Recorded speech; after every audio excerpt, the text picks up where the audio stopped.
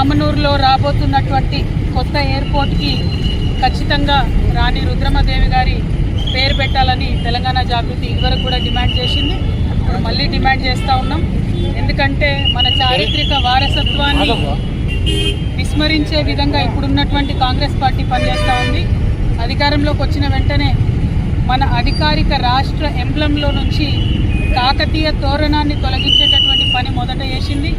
ఇప్పుడు మామనూరు ఎయిర్పోర్ట్ కూడా మనం ముఖ్యంగా వరంగల్ ఓరుగల్లు ప్రాంతవాసులం అడగకపోతే మళ్ళీ ఏ రాజీవ్ గాంధీ పేరో ఏ నెహ్రూ పేరో ఏ ఇందిరా పేరో పెడతారు.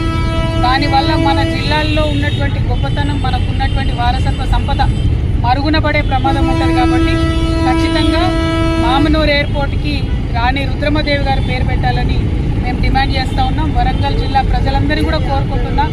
దీన్ని పెద్ద ఎత్తున మనందరం కూడా ముందుకు తీసుకెళ్లాలని కోరుకుంటున్నాం. Thank you. జై తెలంగాణ.